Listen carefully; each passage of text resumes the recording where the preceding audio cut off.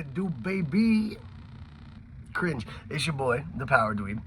Very stoked today because I finally get to have the showdown of the century. The Super Silver Showdown. What's the difference? Is it worth tracking down one of these if you have this? Let's get into it. Because I don't know. I'm about to make up my mind. Let's make up our minds together. Let's do it.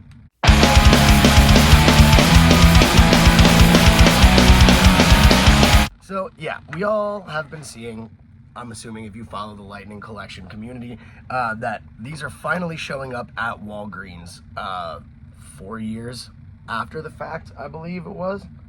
2021, I'm sorry, 2 years old. 2 years after the fact. I'm getting a little ahead of myself here. Super in-demand toy. It skyrocketed on the aftermarket. Now, somehow, 2 years later, they're finally showing up where they were supposed to be in 2021. And in the meantime, in the interim, we had been treated to this, our deluxe edition that came out in wave 3 of the deluxe figures. I still think it's a really great toy. I have a review of it on the channel. I'll link in the description. I think it's really solid, and I'm really happy with it. I would not have personally tracked down a Walgreens exclusive if it weren't for the fact that I just wanted to see if it was really worth it, and I know I could get it into the hands of somebody else who actually really wants it if I don't dig it, you know what I mean? But it's also just cool to have the Wayland box art.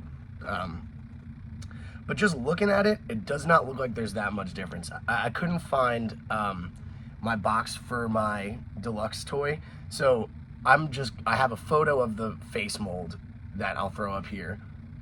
That's the face mold that he came with. He comes in the Walgreens one with a little bit more of like a little smarmy grin. It still doesn't really look like Justin Nimmo. I'm pretty sure this is a different head mold than the Psycho Silver 2-pack.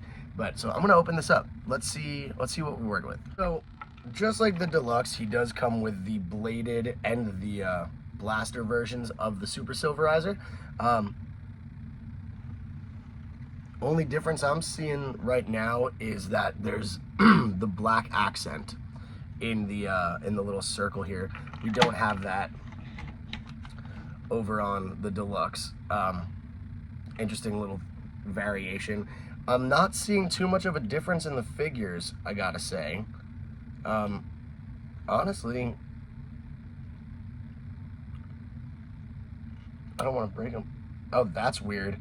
So the Walgreens version, something's up with the width of his body. Trying to bend him here, he was just stuck. The silver is the same. It's the same sort of translucent, almost looks barely painted color that they had on like the basic figure for Void King, which it doesn't really make sense.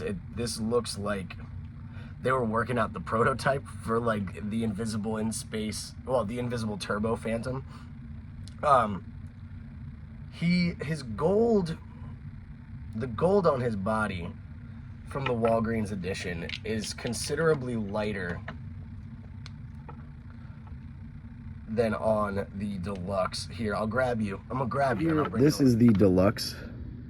You can see the gold is kind of more of like a dark, almost tiptoeing on bronze. Here, in the Walgreens edition, it is strikingly gold. The squares, I think, are a little bit better placed, but you know, that's a figure by figure sort of variation. The helmet mold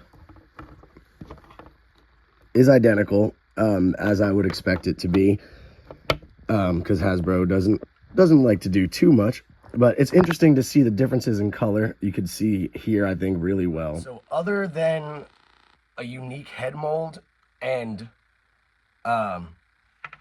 this, which comes with the Super Silverizer, well, and then the fact that the Super Silverizer is actually fully painted, they're really the only differences I can see between the Walgreens edition and the deluxe edition. I'm just gonna say, in my personal opinion, man, I don't think it's worth tracking one of these down like on the aftermarket. If you see one in a Walgreens and you want it, definitely grab it for retail. I don't think necessarily it's worth the money to be spending $50 to $80 on this edition unless you just specifically want to complete everything. There's nothing really special about it other than it's him by himself in a Wayland box, and yeah, it's cool. And yeah, I have two because I have a problem. But